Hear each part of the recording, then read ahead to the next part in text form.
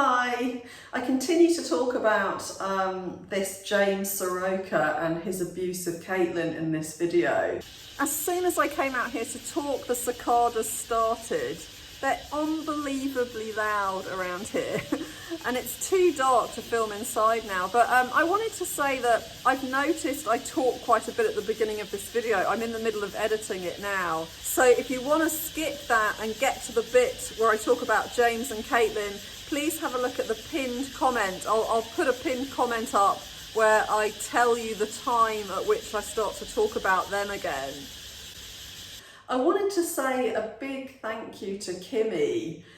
She's one of the people who wrote in with a link. Then I started looking at other videos about this guy, and there were these two scenes that I found on other people's videos that I wanted the original one, and she managed to find them for me. So the last video was also thanks to her. So I didn't want to thank her then because I hadn't heard back from her and I didn't know if she was okay with me saying her name. But anyway, Kimmy is officially a complete star. Sometimes I notice a name in the comment section, you know, someone's just put down a name and say, can you make a video about this person? And I've never heard of them. So so what would be more useful is if you can email me and send me a link that you think when I see it, I'll understand why this person is relevant to the channel, you know, and if it could be a link of a short video, that would be great, you know, so I can just watch something quick and at least know whether it's worth me doing more research on this person. And can you write video suggestion or video idea in the subject heading so I read it, because I don't read every email, you know. If it's not about a consultation or a video idea, I generally don't read it because I get some long ones and also I get some from random stalkers, you know. So I've got a few people now in the junk file where everything just goes straight to the junk file. Try not to put links in the comment section because on this channel it's a bit different from quite a lot of channels in that I monitor it really carefully because of the nature of the channel, because it's about abuse and about not being abused. You know, I have to be really careful about trolling and people bullying each other and about what people post online. So that means that I have to look at each link you put up. YouTube spam folder is automatically set to stop links from showing up, and you can change that, you can allow links through, but I don't because I want to monitor what's put up, you know, to make sure that there's not some horrible, you know, racist material or something. I think this scene is more disturbing than the last scene because we're looking more carefully at Kaitlin's reactions. And also because this James is being more abusive, or rather the abuse is worse than in the last video. So be careful of being triggered. And you know, if you feel yourself getting triggered, then you can always just pause the video, or you can decide to just stop watching it. You know, try to monitor that carefully. I've picked this one because it's just, I think it's just so good in illustrating gaslighting. And you know, and we look a lot at Kaitlin and the way she responds to it because I want to next talk about learned helplessness. So so that's why I picked this particular video, but I am aware that, you know, it could be traumatic to watch it. It could re-traumatize people. So just please keep an eye on that. So far he's very comfortable, he's the one in control. Let me see. Where are we at? You're gonna have to, this is all you. Yeah, I wrote... You proofed it for yourself, you made sure you're involved. No, I don't mind. I wrote, my handwriting is a bit sloppy. She's apologised for herself and now she's putting herself down. What's something, okay, this is gonna apply only to the, anyway, only to some people.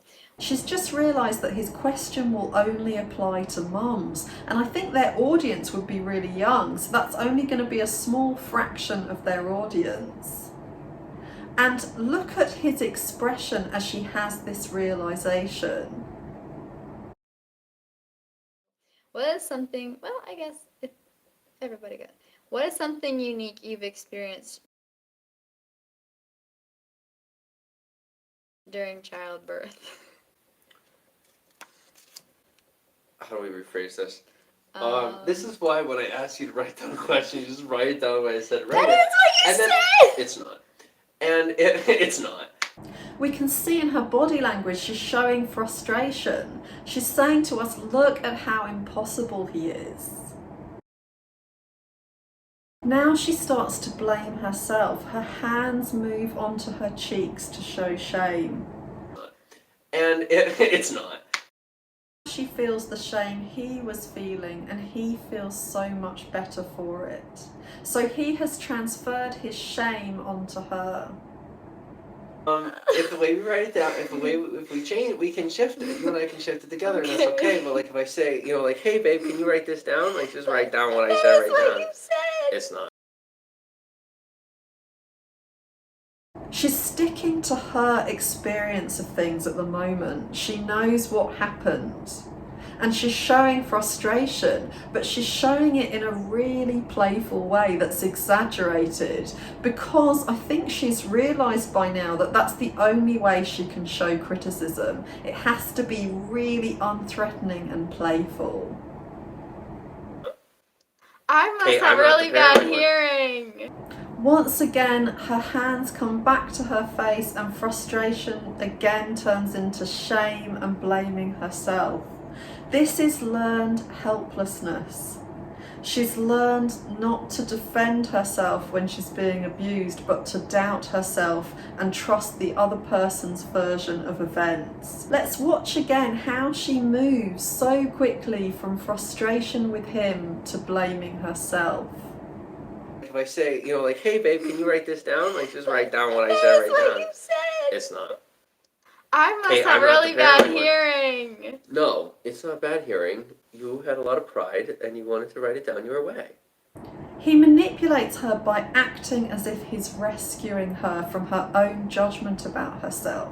I must Hey, have I'm not really the bad paranoid one. hearing. No, it's not bad hearing. You had a lot of pride, and you wanted to write it down your way.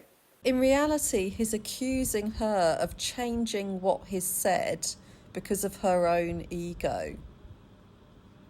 And that's what he is doing himself. That's what he keeps doing throughout his videos. He keeps manipulating the things she says and adjusting them to suit his ego so that he doesn't have to feel his own shame. Narcissists often project onto others exactly what they're doing themselves. You had a lot of pride, and you wanted to write it down your way.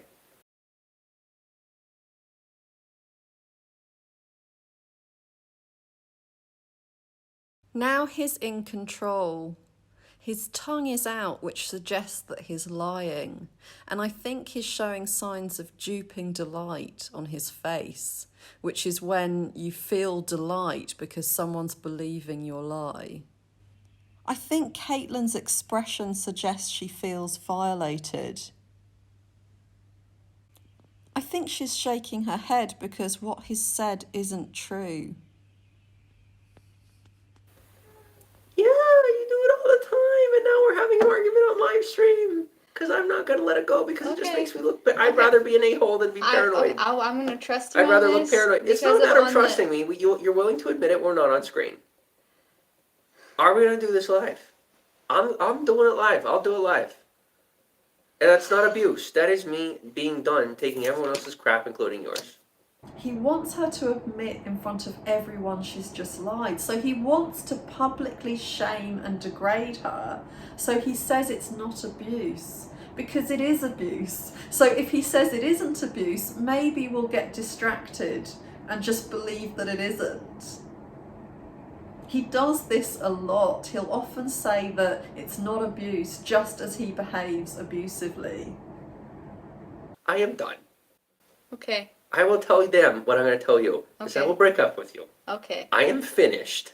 So he's threatened to break up with her if she doesn't publicly shame herself for him. Look how important it is for him to feel in control, and how jealous he is of the public thinking well of her. It's really important that they don't think so well of her and that they see her in this negative light, because that way they can think better of him. That way there's not this big gulf between them where he's the nasty one and she's the really nice one. Because I'm not going to let it go because it just Okay. makes me look... But I'd rather be an a-hole than be paranoid. He talks quickly. Let's replay that. Because I'm not going to let it go because it just Okay. makes me look... But I'd rather be an a-hole than be paranoid. A narcissist is drawn to an empathic person because an empathic person is likely to care for the narcissist and to be really interested in their needs and may put the narcissist's needs before their own. So they're really drawn to people like that, but at the same time they're really jealous of them because they have something the narcissist doesn't have. They have empathy and warmth and the ability to love. And people see that in them and they get drawn to them too. And the narcissist has to mimic those feelings in order for people to like them. So they're drawn to empathic people, but they're also very jealous of them. And because they're jealous of them, they feel angry with them. They feel like the empathic person is taking something away from them. They're taking away some narcissistic supply and some positive validation, because next to the empathic person, the narcissist is clearly lacking. Being lied about, being lied to, being lied for by everyone else. I'm an honest guy, and I'm standing up for myself. He's said he's standing up for himself, so he's reversed the roles again. So he is the victim and she is the perpetrator. He's not abusing her, he's just standing up for himself because he's being abused. How can you judge someone for just standing up for themselves? And is the only thing happening here. You're a good liar. I will admit that I do things like that sometimes, and if I did it this time, I don't consciously remember it. Kate? But I believe that I did it. Kate? Yeah. In this threatening situation where she's threatened with being dumped, she has completely let go of her own experience and adopted his version of reality. You're a good liar to most, but the people who know, they know. And I'm going to leave it at that.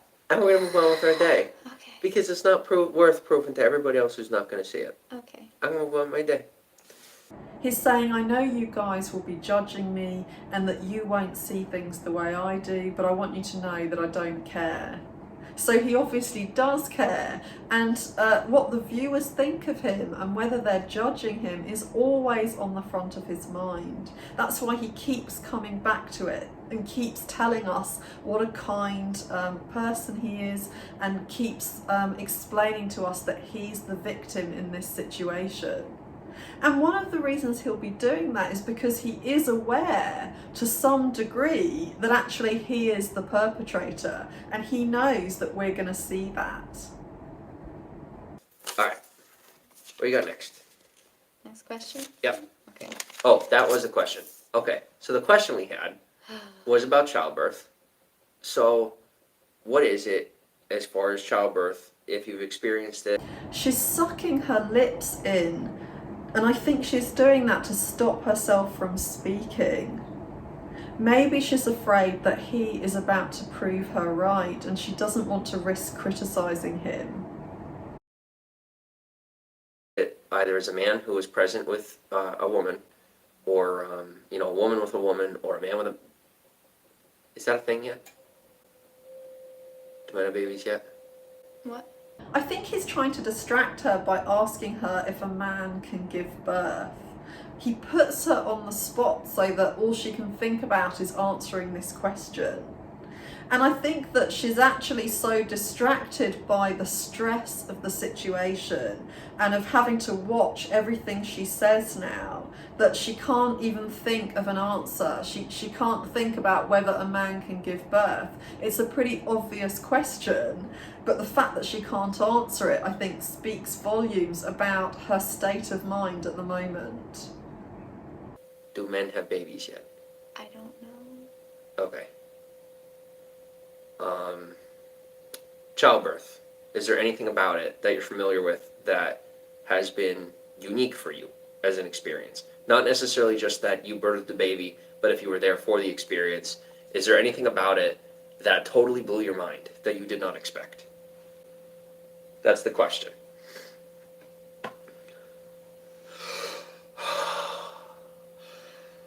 I ain't playing this game no more. It's not abuse. I'm done with the game. Let's watch this bit again. He looks at her to check she agrees with his version of reality. Then he makes an expression to remind her that she is wrong, that now she's hearing new information that should surprise her because she was wrong. And she obediently imitates his expression to say to him, yes, your version of reality is right. I ain't playing this game no more. It's not abuse. I'm done with the game. And now he reminds her and the viewers that it isn't abuse, because it is abuse. He says that it's her game when actually it's clearly him that's playing games here. So let's have a look at whether she actually lied about anything at all. You too. Let me see. Where are we at? You're gonna have to. This is all you. Yeah, I wrote. You've proofed it for yourself. You made I'm sure you're sorry. involved. No, I don't mind. I wrote. My handwriting is a bit sloppy. What's something? Okay. This is gonna apply only to the. Anyway, only to some people. What is something? Well, I guess everybody got. What is something unique you've experienced during childbirth? So she said exactly the same thing that he said, but minus the waffle. So she didn't lie about anything. She just showed more insight than him into their audience. And she realised that most of the audience won't be mothers, and so they're not going to relate to the question. And he couldn't stand the idea that she would criticise him, that she would see that he had done something that was less than perfect. Seeing his mistake and giggling about it meant she was showing him up in front of everyone in this moment. What is something? Well, I guess everybody got. What is something unique you've experienced during childbirth? All he had to do was say, that was a silly question. There are probably only about 5 mums watching this, and laugh at himself. His audience would have laughed with him. But he couldn't do that because he can't be vulnerable. The shame would have been too overwhelming. So everything he did to show her up, to point her out as having these terrible flaws, that, you know, she's this terrible manipulative person, that really she's everything he is, and that she has the same motives that he actually does have. It all came down to this moment where he felt ashamed in front of his audience. And everything he's done since was to distract her, his audience, and himself from this moment. And that's because a narcissist lives in an alternate world where everything they do and say and everything about them is perfect. And they're not okay with not being perfect, because if they admit to imperfections, then they have to see what's really lacking. You know, as long as they face reality, they have to face this big void inside, and how badly they feel about who they really are. Because it's my life on the line, not just my name anymore. You'll be okay no matter what. I won't. You're gonna be with me, or you're gonna be honest. I wanna record what you're saying next time, because if I am Kate, doing that, Kate. Nope. Okay. Nope. I would not try to build the lie out any further. I'd probably just drop it, because all you're doing is making me look worse. Okay. And I'm willing to let myself look worse for you. You're using every factor you have, your age, your gender, all of it, and then when you're off screen, you're extremely intelligent. You come on screen, you act dumb. Okay. Alright? Okay. That's clever, not smart. Okay. That's called being clever. That's not being smart. It's not a healthy behavior. Neither is having this conversation on live stream, but I'm pushed past my limits. So my only next option is to break up. Okay. And I'm really, really, really trying hard not to do that. He likes to dangle the threat of a breakup over Kaitlin. As long as she never feels secure, he always has power over her. He needs her badly because she's such a good source of narcissistic supply. Because she's so reactive, whenever he abuses her, he can get this ego boost out of these reactions, you know, and he can feel that he matters. She's easily influenced by him. She believes in his lies, so he can feel like he can be the person he wants to be, you know. He can pretend to himself that he is who he wants to be seen as. It's not a threat, I'm not using it against you. Yeah. I want to be with you. But it's not worth my life. I've only witnessed one birth. It was not as messy or as loud as I expected it to be. The child is now 16. That's what I think of in childbirth. Maybe not necessarily that it's loud, but that it's messy. What is your take on childbirth? Yeah, what do you think it's going to be like? Not just for you, I mean, but if you ever witness a childbirth, what would you see it as? And keep breathing, keep meditating, because the comments will come in eventually about the conversation we just had. And when they do, you must be emotionally prepared to do the right thing, because if you don't, I'll be forced to take down the live stream. I'm not going to remove it from the internet, because it hasn't gotten bad. It was just reproofing. Yeah. But it will get bad because inappropriate people will get involved. Okay. So I will have to, once again, put my job down for the sake of your comfort. Okay. Alright? I'm trying to do my job. You're trying to learn how to do this together. Okay. But there's only so much of this that I can maintain for the sake of my own mental health, which I am officially putting first, even before your comforts. Yeah. I have feelings too.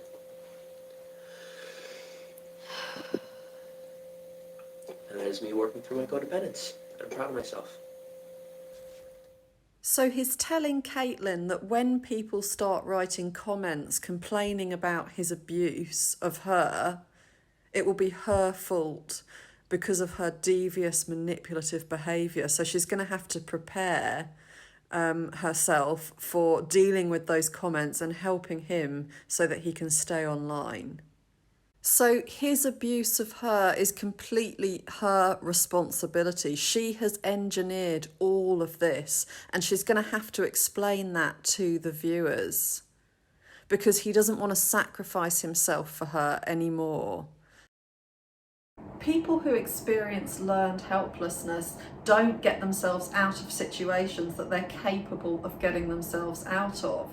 So there is an action they can take to defend themselves, and they don't take it because they've learnt not to. They've learnt not to protect themselves, but instead to take on the version of reality that the other person has. So it's a form of brainwashing. And what's happened is they've learned through experience that whenever they trust themselves, they get abused more. And so it's not safe to do that. It's safer to just go along with the abuser's version of events and to believe it. So someone with learned helplessness will completely abandon themselves just when they need to protect themselves. And that makes them a really good target for a narcissist. In the next video, I'm going to look a bit more at why Kaitlin might have this learned helplessness and what things might have been like for her growing up. There's a couple of videos that her mother has put out, so I'm going to analyse those.